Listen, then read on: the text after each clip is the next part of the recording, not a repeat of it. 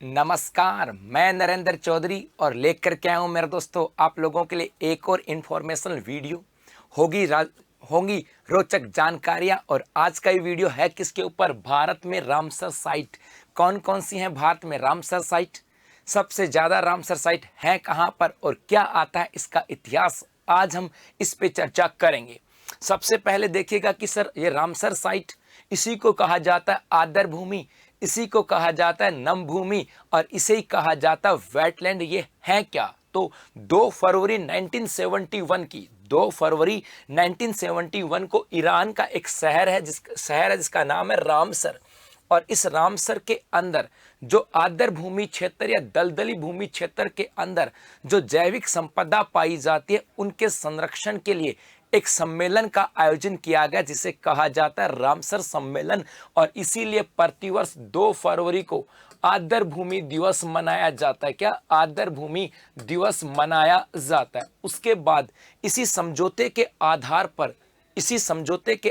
पर जिन स्थानों का चयन किया जाता है उन्हीं स्थानों को कहा जाता है रामसर साइट, आर्द्र भूमि, वेटलैंड या नम भूमि के नाम से जाना जाता है।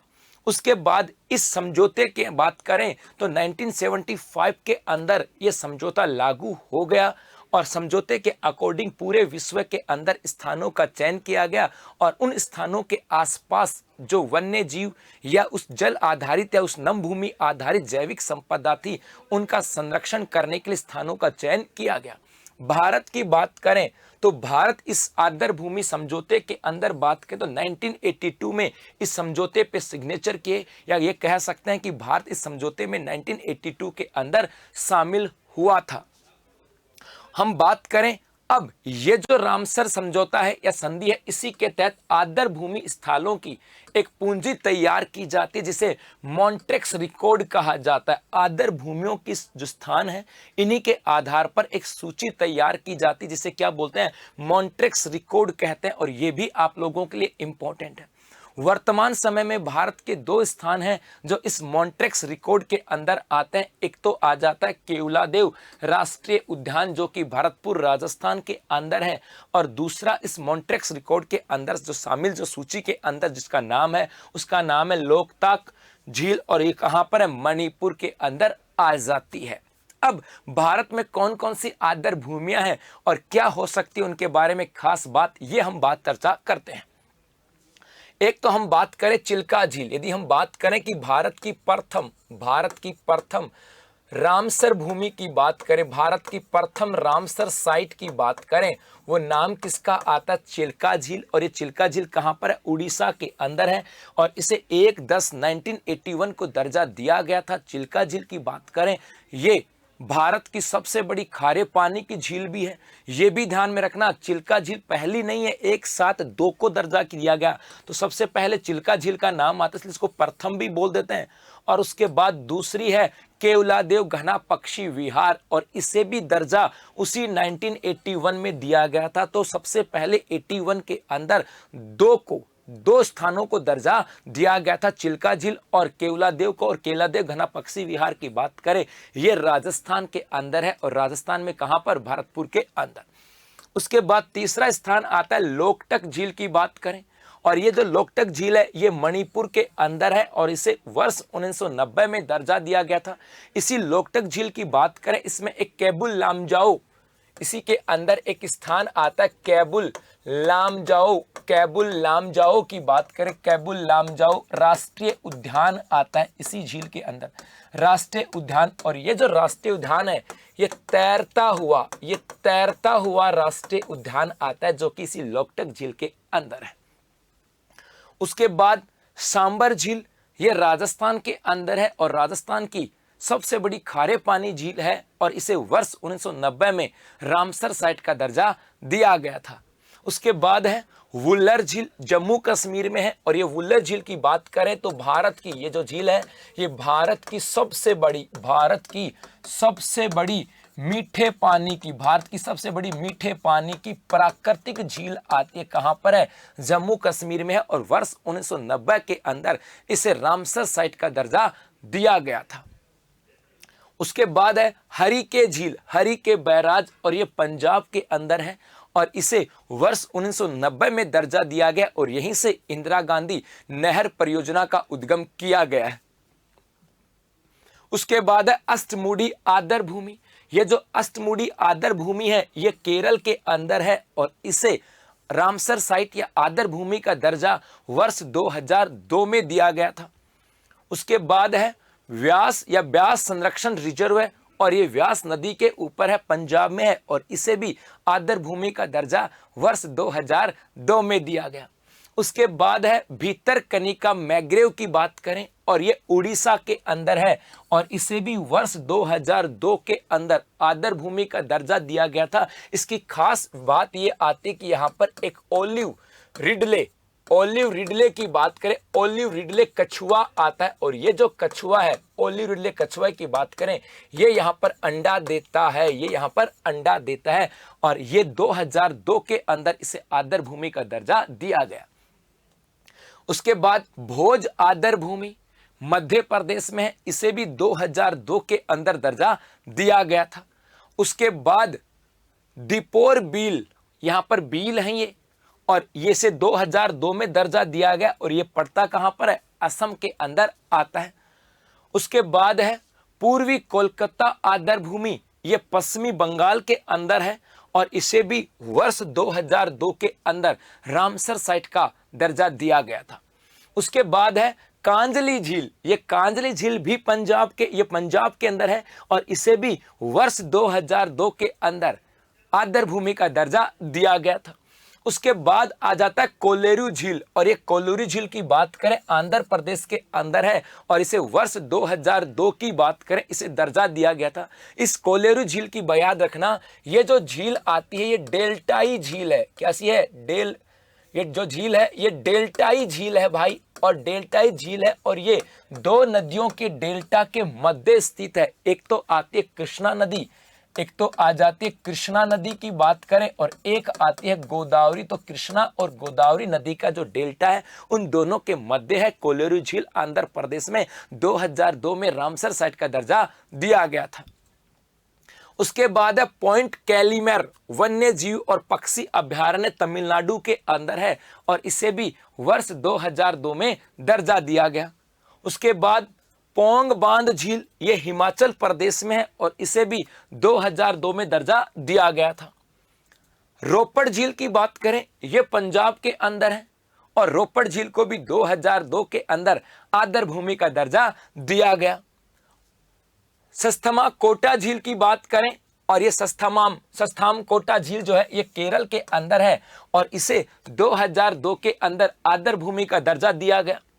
उसके बाद त्योसो मोरिरी झील की बात करें ये जम्मू कश्मीर के अंदर है और इसे 2002 में दर्जा दिया गया। ये जो झील है ये खारे पानी की झील है और ये अपने आप में एक यूनिक बात है क्योंकि इस हिमालयी क्षेत्र की बात करें यहाँ पर ग्लेशियर है और नदियों के द्वारा मीठे पानी की झीलों का निर्माण किया जाता है। लेकिन ये तोशिमोरी झील की बात करें खारे पानी की झील है और इसके साथ याद रखना ये बात को साबित करती है कि जो हिमालयी क्षेत्र की बात करें यहाँ पर क्या हो सकता है। पहले यहाँ पे टेथिस सागर था, इस बात का ये प्रमाण आता है। तो ये खारे पानी की झील है, ये अपने आप में एक यूनिक बात है। वेबनाड कोल वेटलैंड की बात करें, ये कोल वेटलैंड की बात करें ये केरल के अंदर है और ये जो वेबनाड जो झील है ये भारत की सबसे लंबी झील है। ये भारत की सबसे लंबी झील है और इसी झील के अंदर एक हम बात करें यहाँ पर एक द्वीप है भाई। उस द्वीप की बात करें, उस द्वीप के ऊपर नौसेना की बात करें, नौसेना का प्रशिक्षण केंद्र है। वहां पर क्या, नौसेना का प्रशिक्षण केंद्र यहां पर आ जाता है। उसके बाद है चंदरताल आदर भूमि, ये हिमाचल प्रदेश के अंदर है और 2005 में से दर्जा दिया गया। उसके बाद है होकेरा वेटलैंड, जम्मू कश्मीर में है और इसे भी वर्ष 2005 में दर्जा दिया गया। रेणुका वेटलैंड की बात करें ये हिमाचल प्रदेश के अंदर है और इसे भी 2005 में दर्जा दिया गया था। उसके बाद रुद्र सागर झील की बात करें ये त्रिपुरा के अंदर है और इसे भी 2005 में दर्जा दिया गया। सुरिनसर मानसर झील है, ये जम्मू कश्मीर के अंदर है और इसे भी 2005 में दर्जा दिया गया। ये मीठे पानी की झील है। ऊपरी गंगा नहर, ऊपरी गंगा नदी ब्रिज घाट से नरोरा खंड, ऊपरी गंगा नदी की बात करें जो ब्रिज घाट से नरोरा खंड तक है, उत्तर प्रदेश का पार्ट है और इसे 2005 के अंदर आदर भूमि का दर्जा दिया गया था। नल सरोवर पक्षी अभयारण्य, ये गुजरात के अंदर है और इसे वर्ष 2012 के अंदर वेटलैंड या आदर भूमि या नम भूमि का दर्जा दिया गया है। उसके बाद केशोपुर मियामी कम्युनिटी रिजर्व की बात करें और ये केशोपुर मियामी जो है ये पंजाब के अंदर है और इसे भी दर्जा कब दिया गया, तो वर्ष 2019 में इसे दर्जा दिया गया था आदर भूमि का। उसके बाद नदूर मुदमेश्वरी की बात करें, ये महाराष्ट्र के अंदर है और इसे भी वर्ष 2019 में दर्जा दिया गया नम भूमि का। उसके बाद नंगल वन्य जीव अभयारण्य, बांकड़ा नांगल की बात करें, वहां पर एक नंगल वन्य जीव अभयारण्य है पंजाब के अंदर, 2019 में इसे दर्जा दिया गया है। उसके बाद में नवाबगंज पक्षी अभयारण्य उत्तर प्रदेश में है और इसे वर्ष 2019 में दर्जा दिया गया है। उसके बाद पार्वती आगरा पक्षी रेंज अभयारण्य है और यह भी उत्तर प्रदेश में है भाई और इसे वर्ष 2019 में दर्जा दिया गया था। और याद रखना, भारत के अंदर सबसे अधिक आदर भूमि या नम भूमि की बात करें तो वो कहां पर है, उत्तर प्रदेश में ही है। सर्वाधिक आदर भूमि, सर्वाधिक की बात करें तो यहां इसी उत्तर प्रदेश के अंदर आती है। उसके बाद समन पक्षी अभयारण्य की बात करें, ये उत्तर प्रदेश में है और वर्ष 2019 में इसे दर्जा दिया गया है। उसके बाद आ जाता है समसपुर पक्षी अभयारण्य, उत्तर प्रदेश के अंदर है और इसे भी 2019 के अंदर दर्जा दिया गया है। उसके बाद सांडी पक्षी अभयारण्य की बात करें, उत्तर प्रदेश के अंदर है, 2019 में इसे भी दर्जा दिया गया। उसके बाद सरसाई नवर झील की बात करें, यह भी कहां पर है, उत्तर प्रदेश के अंदर है। 2019 में तो उत्तर प्रदेश में बाढ़ सी आ गई थी आदर भूमियों की। उसके बाद सुंदरबन आदर भूमि, और ये सुंदरबन आदर भूमि की बात करें, ये पश्चिमी बंगाल के अंदर है और 2019 के अंदर इसे दर्जा दिया गया था। उसके बाद है भाई आसन संरक्षण रिजर्व उत्तराखंड 2020, आपके लिए सबसे इंपॉर्टेंट। अब आपके लिए यदि आप किसी एग्जाम में जा रहे हो तो सबसे इंपॉर्टेंट पार्ट यही है कि 2020 के अंदर कौन कौन से स्थानों को रामसर साइट आदर भूमि या नम भूमि का दर्जा दिया गया। तो एक तो है आसन संरक्षण रिजर्व उत्तराखंड के अंदर है 2020 का। एक कबरताल आदर भूमि क्षेत्र आता है बिहार के अंदर है और इसे भी दर्जा 21/7/2020 को दर्जा दिया गया, 21 जुलाई 2020 को। उसके बाद में लोनार झील महाराष्ट्र के अंदर है, इसे भी 2020 के अंदर आदर भूमि या नम भूमि का दर्जा दिया गया। एक है भाई सुर सरोवर उत्तर प्रदेश के अंदर है और इसे भी 2020 में आदर भूमि या नम भूमि का दर्जा दिया गया। और एक है 2020 के अंदर त्योसोकर वेटलैंड कॉम्प्लेक्स और ये लद्दाख के अंदर है और इसे भी 2020 के अंदर आदर भूमि का दर्जा दिया गया। तो इस 2020 के अंदर भारत के अंदर 5 स्थानों को आदर भूमि का दर्जा दिया गया है। तो उम्मीद है सेशन आपको अच्छा लगा है। Thank you.